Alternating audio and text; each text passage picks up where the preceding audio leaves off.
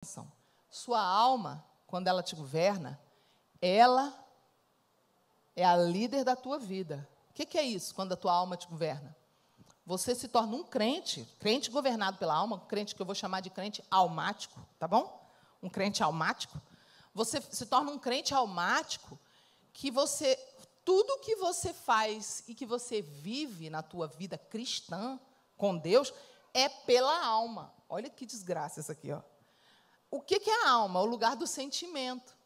O que é a alma? O lugar da vontade. Mas a alma não foi ordenada por Deus para ser a liderança da nossa vida. Deus não mandou que ela fosse. Deus mandou que a gente andasse em espírito. Que Ele procura os verdadeiros adoradores que o adoram em espírito e em verdade. Ele não procura quem adora em alma. É difícil, né?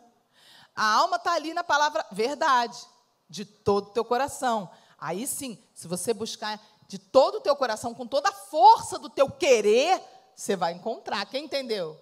Que aqui está o querer. Mas Ele procura quem adora em espírito, quem anda no espírito. Amém? Mas quando eu ando na alma, quando eu sou governado pela alma, tudo passa por esse filtro. Ou seja, vai para o culto. Você vai por quê? Eu vou porque eu sinto. Vou porque eu tenho vontade. Vou porque eu quero. Vou porque circunstâncias estão favorecendo. A alma é altamente vulnerável à circunstância. E o diabo sabe disso. Como é que a alma é? Ela é conectada com o corpo. Então, o corpo não tem aquelas 5 portas que dão acesso a tudo dessa dimensão? O diabo sabe disso. Então, o diabo, ele organiza circunstâncias ao redor da pessoa que está começando a andar com Deus, para tentar fazer com que essa pessoa, que ele olhe e vê que a pessoa é governada pela alma, ele começa a organizar circunstâncias para a pessoa parar. Porque se você é um crente almático, tua alma governa você, circunstância te para. Por quê? Uma circunstância ruim acontece, você começa a ter essa reação aqui mediante a circunstância.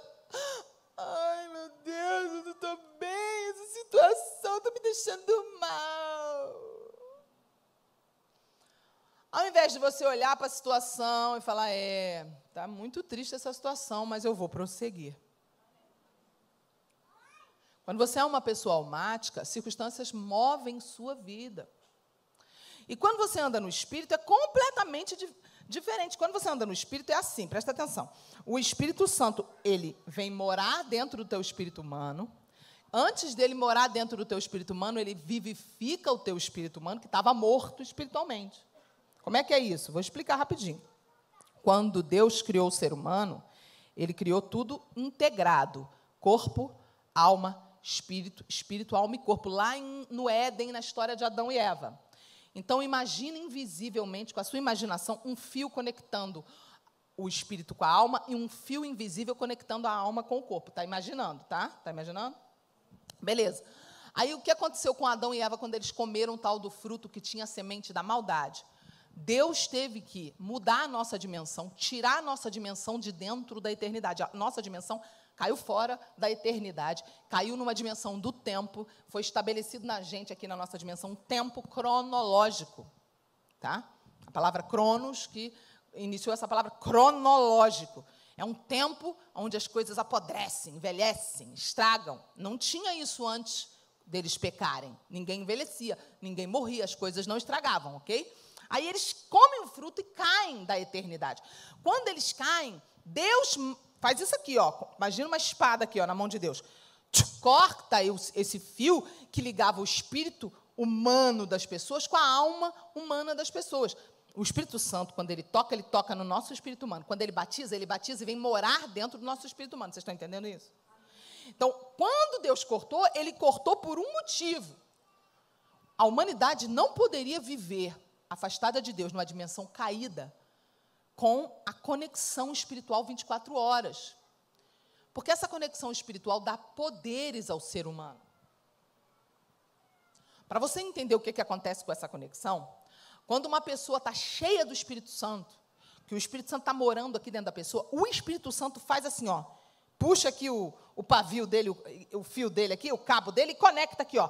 Tchum! Quando ele conecta aqui, a pessoa sai pulando no reteté, sai glorificando, profetiza, põe a mão na barriga do outro, cura uma doença, põe a mão na cabeça, expulsa um demônio. Acontecem coisas absurdas que, naturalmente, nós nunca faríamos. Quando o Espírito Santo termina de usar, ele desconecta e volta, a pessoa volta a ser uma pessoa normal. Da terra, né? Normal daqui da terra.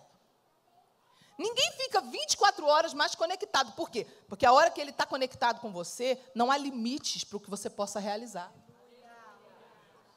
E a humanidade não pode viver assim 24 horas por dia. Imagina como é que você ia fazer compra. O dia a dia é normal, vocês estão me entendendo ou não?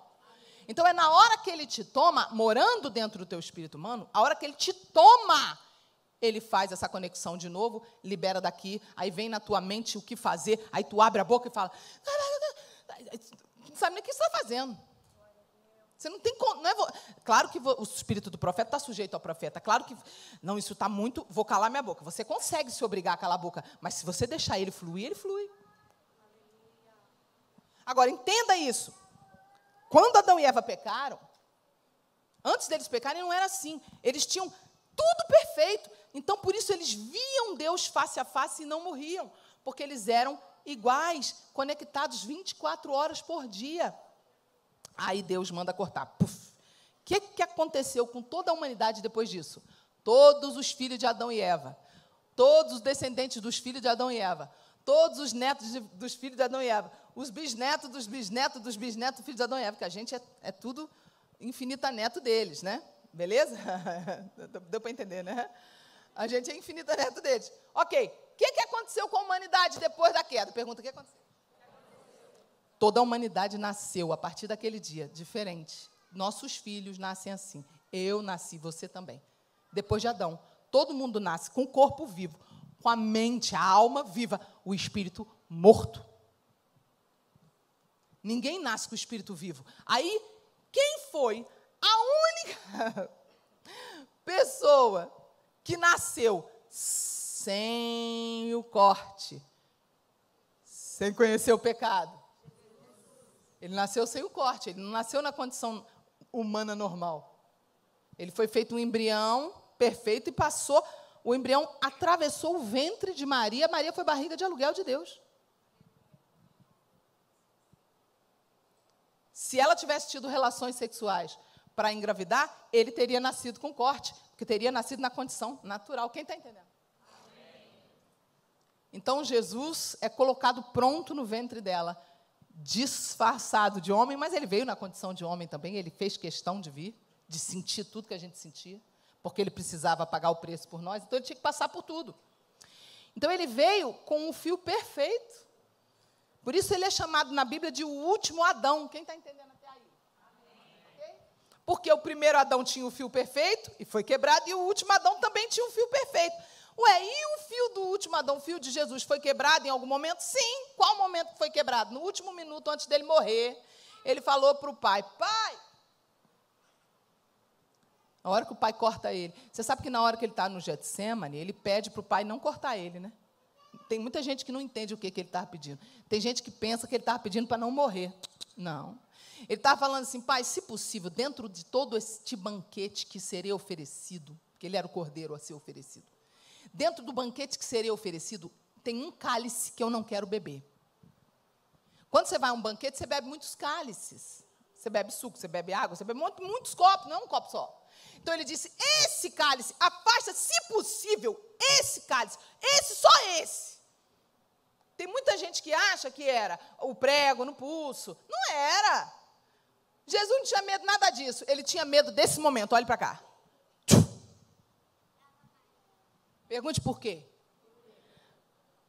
A gente já nasce nessa condição, então a gente não percebe. Ele nunca tinha experimentado o afastamento da conexão 24 horas com Deus. Ele mostrou que a gente tem que lutar para estar o tempo inteiro conectado, porque quanto mais tempo eu passo conectado, mais longe do pecado e mais pleno eu vou viver. No momento que o pai corta ele, ele diz, por que me desamparaste? Pai, por que me abandonaste? Jesus sentiu o abandono, por quê? Porque o pai tinha que cortar ele para ele levar sobre si o corte que nós sofremos e dar para a gente a vida eterna e a conexão que tínhamos perdido. Pode aplaudir Ele, que Ele é Deus soberano, merece toda a honra, toda a glória, todo louvor, toda exaltação seja dada a Ele. Ele fez isso, amém? Quando Ele leva na cruz, Ele leva o corte, Ele leva a morte, Ele leva tudo de ruim e Ele dá tudo que Ele tinha. Ele troca de vida com a gente. A conexão perfeita Ele nos dá em troca. Ele levou o ruim e deixou com a gente o bom. Quem ama Ele? Como não amar? Como não amar Ele? Se você entender isso, você não consegue. Você não consegue. Ele é irresistível. Amém?